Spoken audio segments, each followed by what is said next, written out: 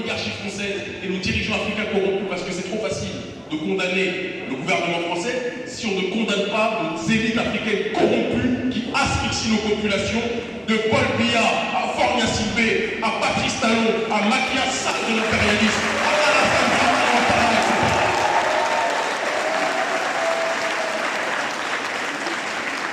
Il faut qu'on soit capable de dire une civilisation n'est détruite par l'extérieur que si elle est rongée de l'intérieur. Les premiers responsables de nos malheurs sont les dirigeants corrompus à la tête de nos États.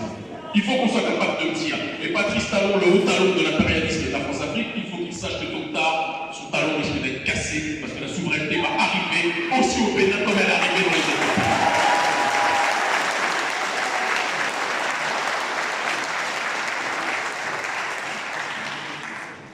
Ils ne veulent pas en réalité que l'on mette le doigt sur leurs problèmes. Ils le rendent, moi et notre équipe que je vous demande d'applaudir fortement le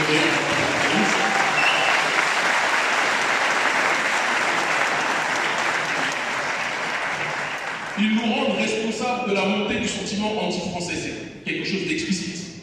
Dans le document que vous avez tous lu, je pense, levez la main ceux qui l'ont lu, sur les réseaux sociaux, ils disent explicitement que nos actions, que nos mobilisations, que nos conférences, que nos discours un peu partout en Afrique francophone, ou dans les territoires d'outre-mer, ou dans la diaspora de manière générale, suscitent ou peuvent créer des conditions qui seront extrêmement dommageables pour les intérêts du gouvernement français. Mais on le répète et on le précise, nous sommes solidaires du peuple français, mais nous ne sommes pas solidaires des dirigeants français qui ont décidé de voir le continent africain comme un terrain de jeu pour leur futur.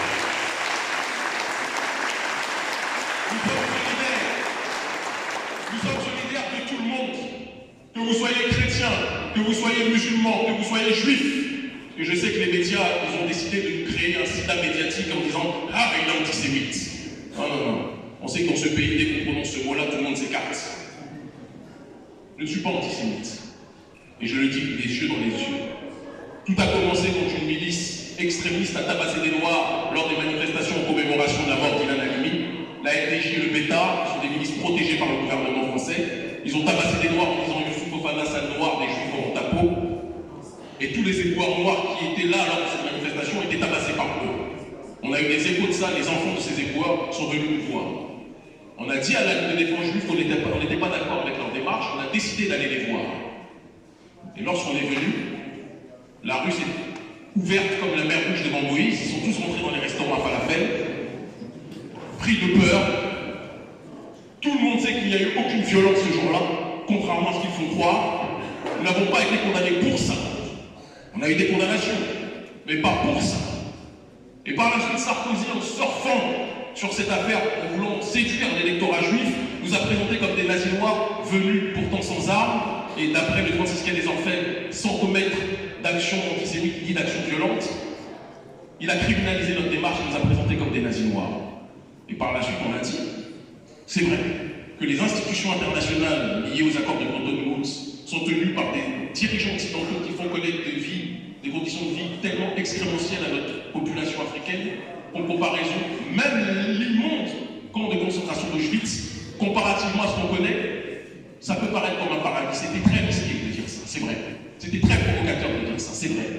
Mais c'était pour faire comprendre que si l'horreur absolue, même cette horreur absolue, comparée à ce qu'on vit, c'est quelque chose sur lequel on peut discuter, c'est quelque chose sur lequel on peut réfléchir en termes de gravité, entre des gens qui meurent rapidement et des gens qu'on fait mourir à petit feu pendant des décennies et des décennies, c'était ça l'état d'esprit. Ce n'était pas pour dire que nous ne croyons pas en la Shoah, nous ne croyons pas en la souffrance juive parce que les Juifs ont souffert comme d'autres peuples aussi. Mais personne ne doit nous imposer une réalité qui est que notre peuple depuis les siècles souffre beaucoup trop.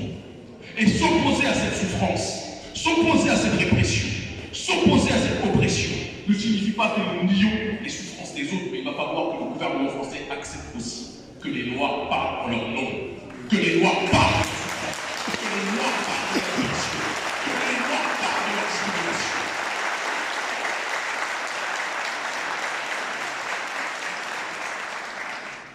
Le gouvernement français fait croire qu'il n'a pas d'intérêt économique sur le continent africain, mais quand on lui dit de partir, il commence à gonfler les muscles. Il commence à pleurer, il commence à dire qu'il y a un sentiment anti-français. Il n'y a pas de sentiment anti-français, mon ami. Il y a un sentiment anti-France-Afrique. un sentiment anticolonialiste, un sentiment hostile à l'ingérence du gouvernement français dans nos États. Emmanuel Macron dit qu'il est contre les coups d'État. Quand Alassane Ouattara fait un coup d'État constitutionnel, Macron l'a validé, oui ou non? Quand au Gabon, le général Koniki a fait un coup d'État, Macron l'a validé, oui ou non?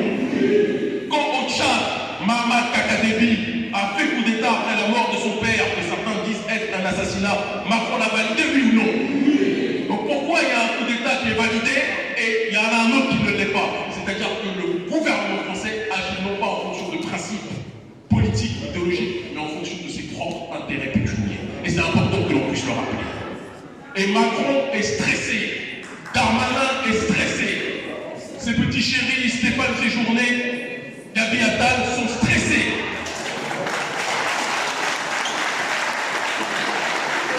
Non mais, quand je dis petit chéri, il n'y a aucune connotation, je veux dire. Chacun fait ce qu'il veut de sa vie, de son fessier au gouvernement.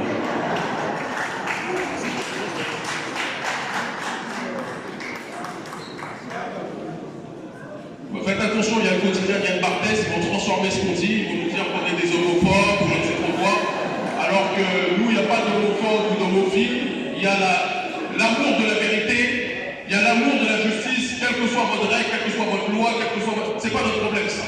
Par contre, si vous vous rangez du côté du néocolonialisme, vous êtes nos adversaires. Que vous soyez blanc, que vous soyez noir, que vous soyez chrétien, musulman, juif, chinois, athée ou martien, si vous voulez le néocolonialisme, nous sommes vos adversaires, je le dis avec simplicité.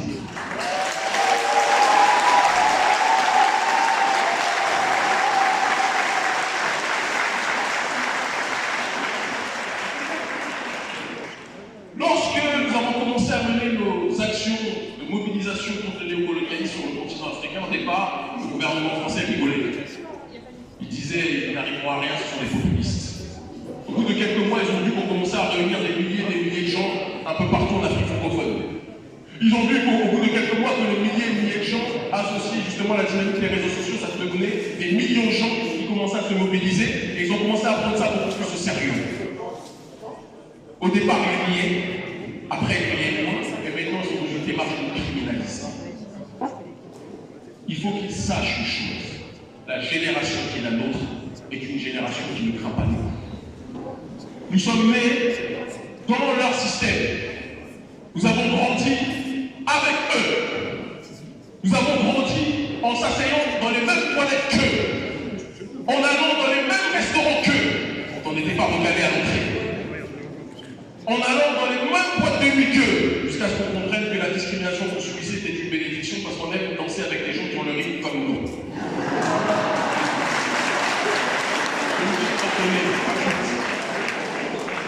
On ne se plaint pas, on ne s'est pas plaint, on n'est pas les gens d'espèces racistes. Oh, s'il vous plaît, laissez-nous rentrer dans votre monde. Vous ne voulez pas de nous, c'est pas grave, on construit notre propre monde. C'est la ligne qui est la nôtre.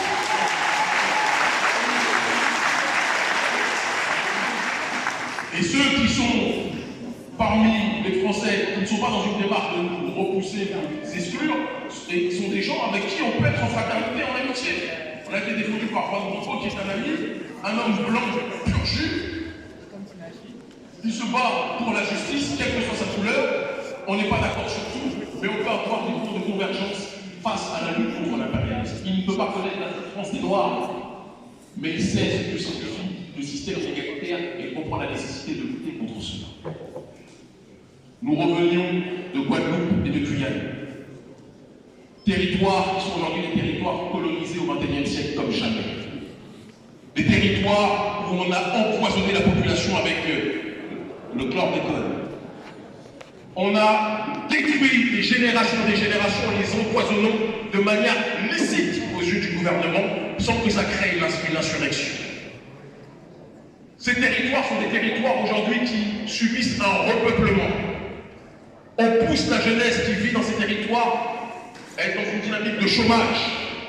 Et on la pousse à quitter ces territoires pour que ces territoires soient repeuplés par la suite par des populations de ce qu'on appelle la métropole qui vivent et qui voient la Guadeloupe, la Martinique et la Guyane comme des paradis sur terre.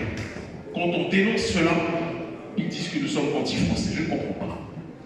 Tout le monde a le droit au bonheur sauf les populations. jouir des richesses du sol, sauf les populations noires. Pourquoi?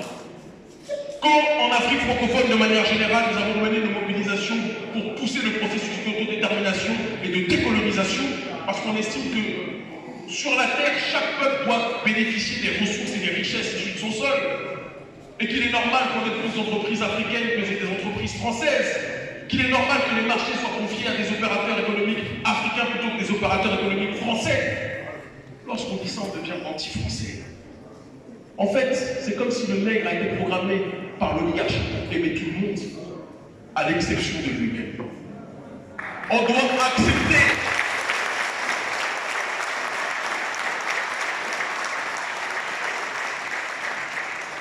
On doit accepter que tout le monde profite de nos sols, sauf nous.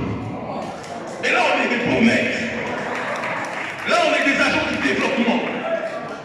Mais ce n'est pas le développement de nos ressources, c'est le développement de leur portefeuille. Mais dès qu'on commence à penser à notre communauté, dès qu'on commence à penser souveraineté, dès qu'on commence à dire au gouvernement français, votre attitude depuis trop d'années a été néfaste vis-à-vis de nos intérêts et on veut désormais se prendre en charge, ils nous considèrent comme des criminels.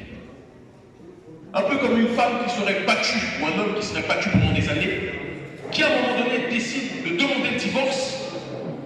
C'était une femme géniale tant qu'elle acceptait de se faire tabasser. Et dès qu'elle commence à demander le divorce, on dit que c'est une prostituée. C'est un petit peu ça l'image. Et si par mégarde, elle décide de discuter avec d'autres entités, on dit que c'est la prostituée d'autres nations, d'autres personnes en tant que telle. On est parti voir le Venezuela, on s'est rapproché du Venezuela, on s'est rapproché de Cuba, on s'est rapproché du Hezbollah, on s'est rapproché de la Russie. Tant qu'on parlait des autres, ça allait, mais dès qu'on est rentré dans leur guerre interethnique avec la Russie, parce que quand les Noirs se battent entre eux, c'est des guerres interethniques, quand c'est les Blancs qui sont entre eux, c'est des guerres... non, c'est une guerre interethnique entre Caucasiens aussi. Ah oui, nous aussi, on peut utiliser ce terme. C'est une guerre interethnique. On a eu le tort, pendant que eux étaient fâchés avec la Russie,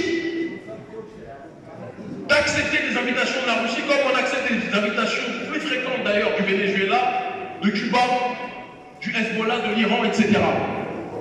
Mais je vais répéter une phrase de Mandela, qui disait « Chers amis occidentaux, vos ennemis ne sont pas nécessairement nos ennemis. » Et c'est important qu'il les comprenne.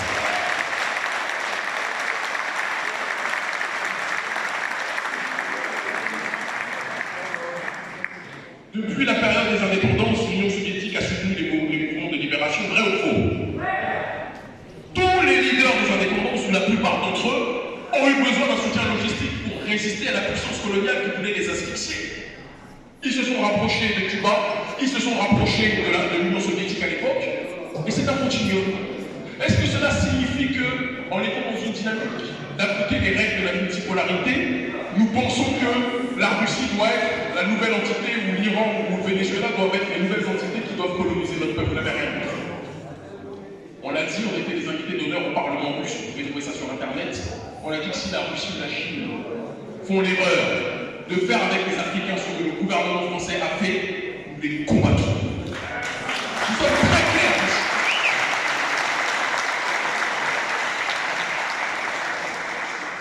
Et ces autorités-là, parce qu'elles connaissent notre influence, notre audience en Afrique francophone et dans les territoires d'outre-mer, ces autorités-là savent pertinemment qu'il est mieux d'être en bonne relation avec nous, plutôt que de commencer à être contre nous. Parce que elles, ce qui les intéresse, c'est qu'en effet, l'influence de l'impérialisme occidental diminue. Les ennemis de mes ennemis peuvent être ponctuellement mes amis, mais ça ne deviendra jamais mes messies. C'est important qu'on retienne ça.